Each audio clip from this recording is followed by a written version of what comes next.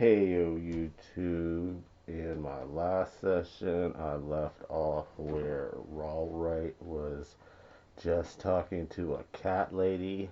Um, I thought it was kind of amusing that when we start off to this night's game, the Roll20 map is still on when we were talking to the wise one. So when the DM starts up, he goes, "All right, the last thing we did was talk to the wise ones," and I go, "Wrong." um, and then I started repeating some of the stuff he said to us like a month ago. Whenever he asked us to do a summary of what's been going on when Rawright's player wasn't around, and I let Nina's player do it because I knew that for the most part Rawright's player doesn't really care about the storyline. Eventually, like I jumped in, said a few things, and then like I know at one point I said we finished one women group, we got two more left. And I'm pretty sure that's all he remembered out of everything we said. Because later on he started asking questions, and that's the only thing he repeated. But he ended up, the DM was like, "Y'all suck. It's a good thing I don't make y'all do summaries every week." And I ended up repeating that to him this week. It was like, "It's a good thing you don't make us do summaries every week." And then, like I said, they're like, "Where are we then?" And I was like, "The last thing we did was Ron Wright was talking to that feline lady." And Nina's player dropped out like at the start of that conversation, so he was like, "Well, that's where you left off," and it was like, "Oh, Thanksgiving already started," because Nina was talking to Craven. But then the DM's like, "All right, I know where you are." And just like I said, he saw the Roll20 map and thought that's where we were.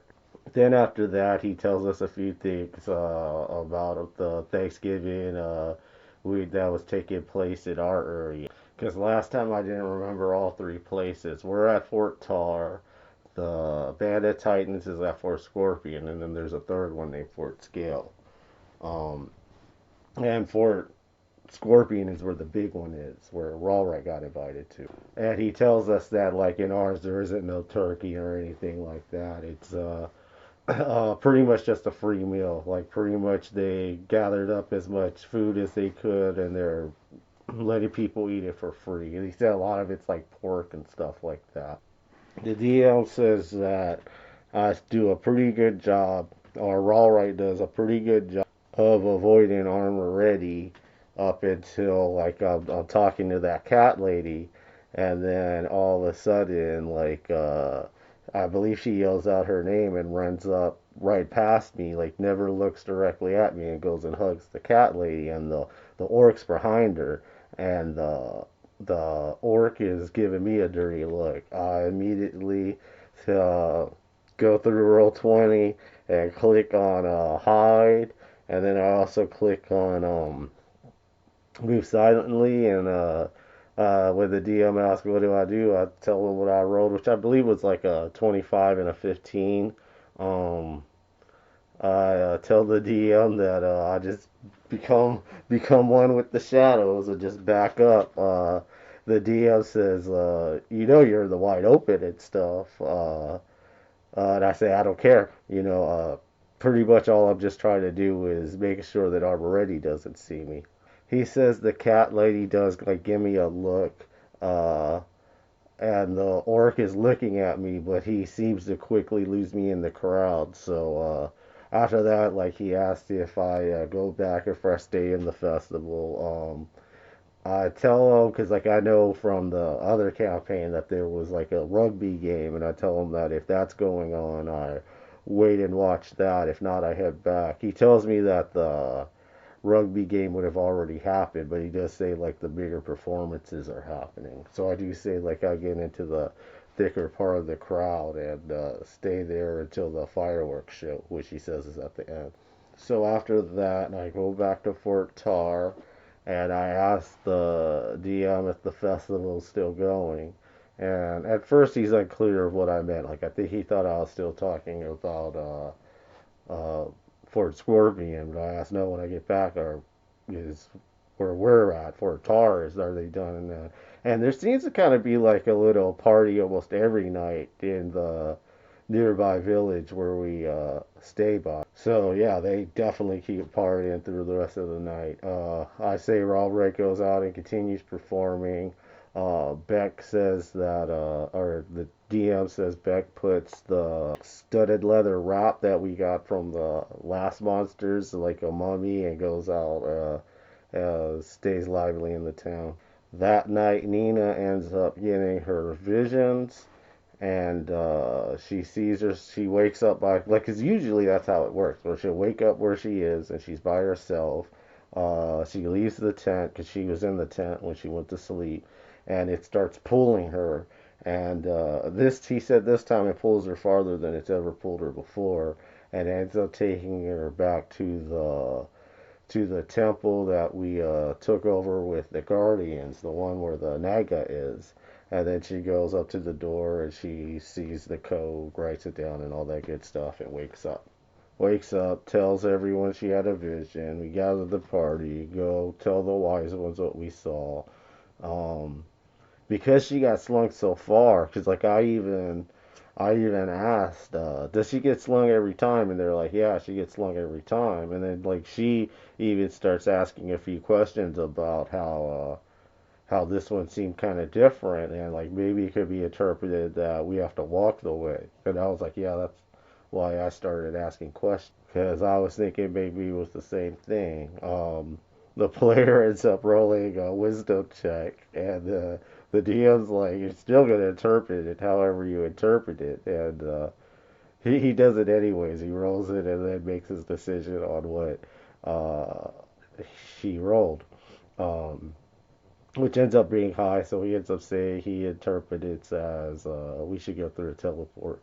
Because Onyx Guard ends up saying that, like, we need to continue this mission as fast as we can. We travel back to that temple. I believe we get teleported there. Um, Whenever we enter inside, we see that like almost all the doors now, there's a mixture of the tribe of the lion and the guardian mimics guarding it, and we see the one that always said blasphemy to us whenever we first met him.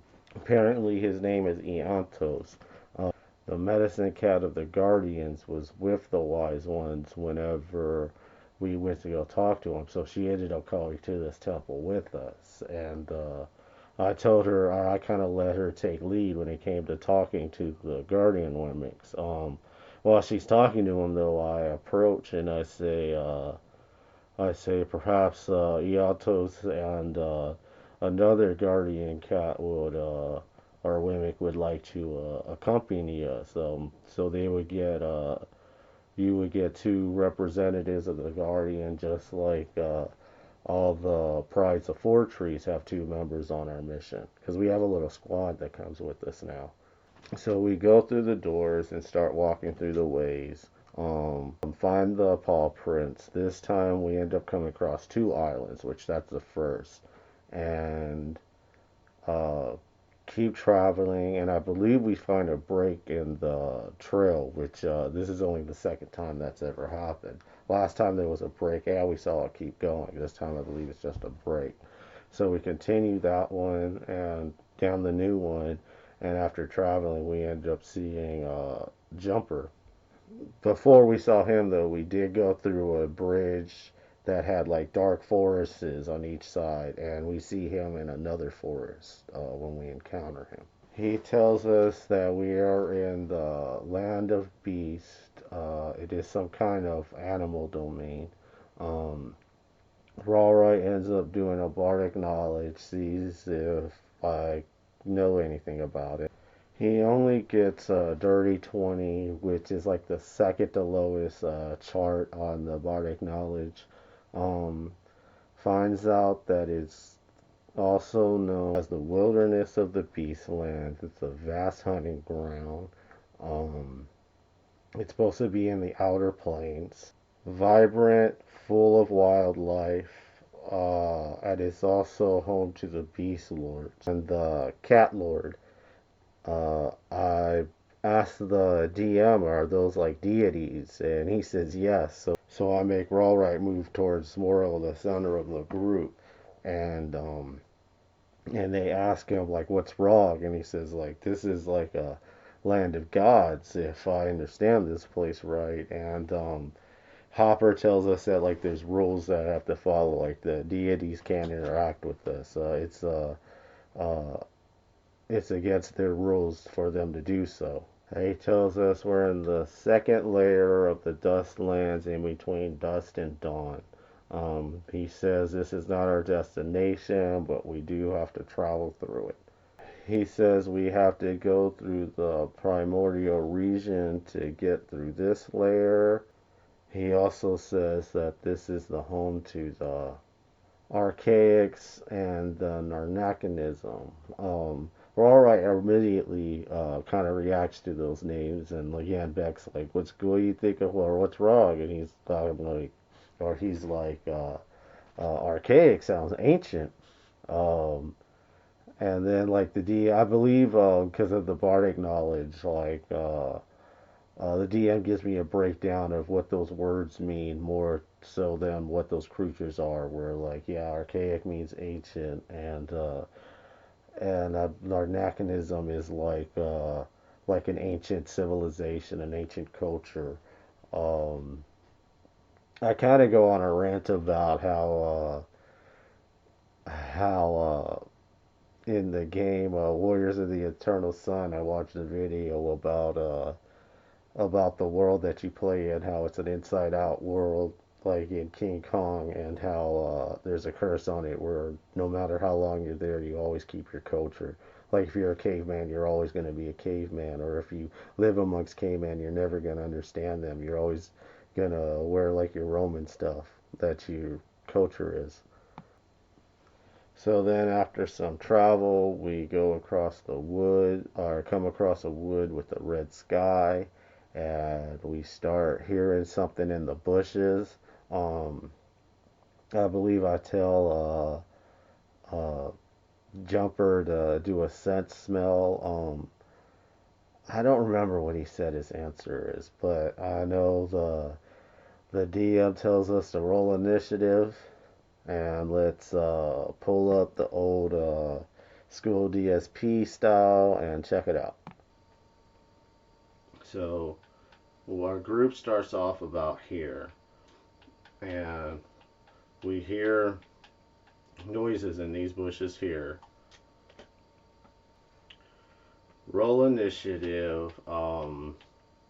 Sometimes it's out of order like this on roll 20, but it looks like Nino won, then Rawright, uh, then all the tanks pretty much. The Horde, Ivan, and then something that comes later.